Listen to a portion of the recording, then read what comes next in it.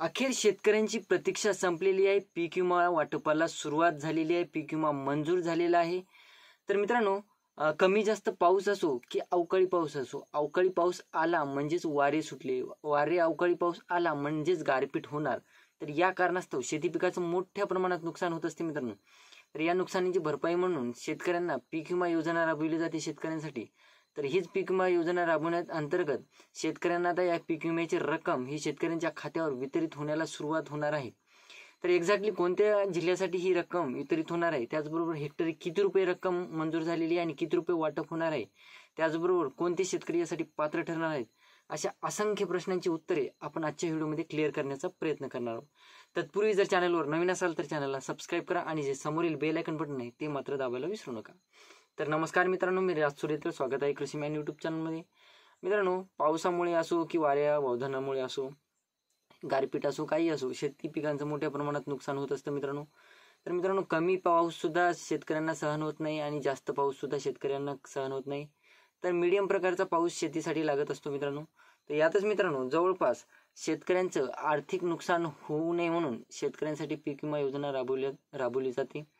तर याच अनुषंगाने मित्रांनो, राज्यात आंबिया बहार मध्ये म्हणजे आंबिया बहारचा पीक विमा वाटप होणार आहे आणि आंबिया बहारमध्ये 9 फळ पिकांसाठी हा पीक विमा वाटपाला सुरुवात होणार आहे।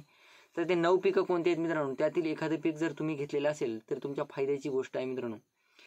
तर बघायचं झालं मित्रांनो, तर आंबा, केळी, द्राक्ष, स्ट्रॉबेरी, पपई, त्याचबरोबर मोसंबी, काजू, डाळिंब आणि जवळपास संत्रा या फळ पिकांसाठी पीक विमा मंजूर झालेला आहे आणि तो वाटप सुद्धा होणार आहे।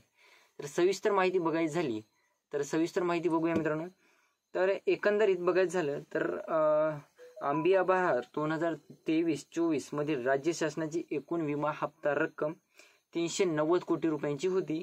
तर यापैकी प्रलंबित विमा अनुदान रुपये 344 कोटी रुपये हे शासनाने मंजूर केले असून ते विमा कंपनीला दिल्याने केंद्र शासनाचा दुसरा अनुदान विमा कंपन्यांना प्राप्त होईल। म्हणजे एकंदरीत बघायचं झालं तर जे कंपन्यांना दुसरा टप्पा आहे शासनाकडून मिळणारा, तो 344 कोटी रुपयांचा निधी मंजूर करण्यात आलेला आहे आणि तो कंपन्यांना वाटप देखील सरकारतर्फे होणार आहे।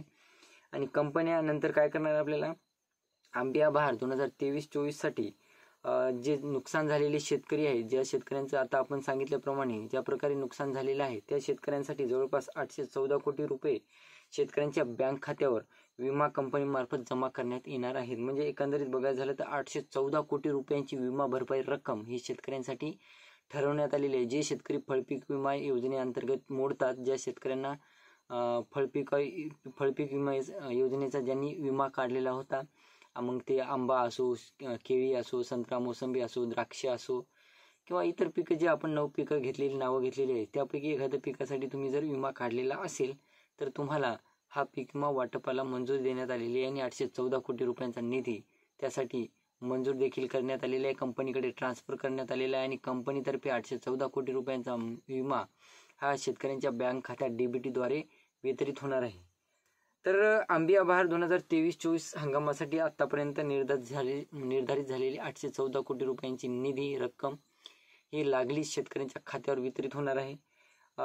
ही कंपनी जवळपास पीक विमा कंपन्या ज्या आहेत तुमच्या जिल्ह्यामध्ये त्या कंपन्यांमार्फत फळ पीक विमा वाटप होणार आहे। 814 कोटी रुपयांचा निधी मंजूर झालेला आहे। तुम्ही देखील फळपीक विमा काढलेला असेल तर तुम्ही देखील यासाठी पात्र ठरणार आहात। तर व्हिडिओ आवडला असेल मित्रांनो तर चॅनलला सबस्क्राईब करा आणि समोरील जे बेल आयकॉन बटन आहे ते मात्र दाबायला विसरू नका। आणि इतर काही कारणास्तव तुम्हाला काही प्रश्न वगैरे असतील तर कमेंट करून सांगा, जेणेकरून पुढच्या व्हिडिओमध्ये मी तुम्हाला उत्तर देण्याचा प्रयत्न करेन। तर चॅनलला सबस्क्राईब करा, लाईक करा, शेअर करा। धन्यवाद।